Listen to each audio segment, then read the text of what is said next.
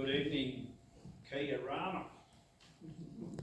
I went down to your Ocean's Edge and I read some of your boards, and we had a big long walk through town today. I'm not being disrespectful by wearing a hat. I want you to notice something on the ballot paper. Times change, things move on. Independents are quite often overlooked. At best, we get the word independent written on the ballot. Now we get a logo. So on this ballot paper, on the third spot, you'll see me, my logo. People recognise me everywhere. They recognise my name and they recognise the work that I do. Some people don't like the work that I do, but I don't care, because I do it for the people. Whether I live in the snowy Monero, or whether I live in Kiama, or whether I live in New Zealand, it doesn't matter. Same problems. All our electorates face the same dramas. Lack of funding, a bloated bureaucracy, slow service delivery, nice shiny new hospitals or buildings with no equipment in them that works. And that was certainly one of the frustrations expressed to us last night in Minamurra, that it's great to have a new hospital. There's not much use if there's no equipment in there that works. If you stay independent, you will get better attention, better funding, more promises. Promises will convert into action and expenditure. That's where Gareth Ward was successful. Now, I won't defend Gareth for what he's alleged to have done, but I will defend his right to appeal and to be heard properly. And there was a lot of political influence in dragging him into court. I was at Bomaderry High School, he was some years behind me, and I've known him over the time. So it's unfortunate that you've got a by-election, but it's also an opportunity. I'll encourage you to stay independent. Both the red team and the blue team are desperate for this seat to vote.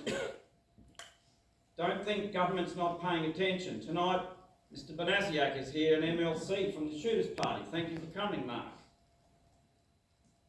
Government is listening. And it's your issues that you put on the table in barter for your vote through a member who's not going to be influenced or spoken down to by the party. So, I'm a dad. I grew up in Camberwara. I've got 5 kids. And I'm doing this to try and protect my kids' futures. We don't want digital ID. We don't want bedroom taxes. We don't want unrealised capital gains taxes. We don't want our freedoms. What is Australia taken away from us? We don't want bulk or mass immigration. We want multicultural immigration, ordered and at a reasonable level that doesn't deplete our housing stock. You can't get a house to rent in the Monero, and everyone's telling me you can't get much up here. It's the same everywhere. So I stand to offer my services to you and to the people of Nowra. And I did say a few cheeky things at the beginning. I said we should consider renaming the electorate. That was to get your attention. Because when I talked to people in Bomaderry, I said, are you in the Kiama electorate? And they said, no, I'm in Bomaderry.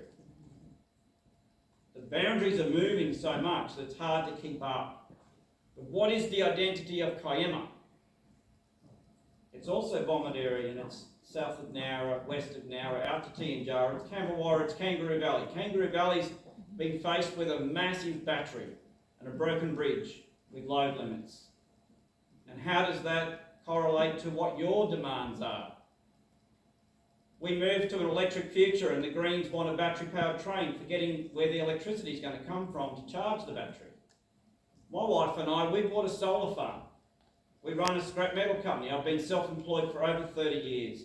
I understand the energy markets.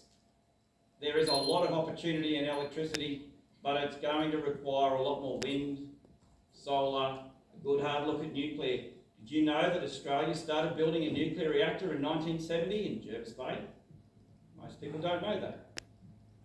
I have a very wide engineering knowledge and skill, and the only thing I haven't been onto was an oil rig. I've pretty much been in every other engineering thing you can think of. So bureaucrats can't lie to me very easily. So I'm offering you my services as a strong voice so that in Macquarie Street you put your price on the support to the red or the blue, and we turn that support into spending in your community, not promises.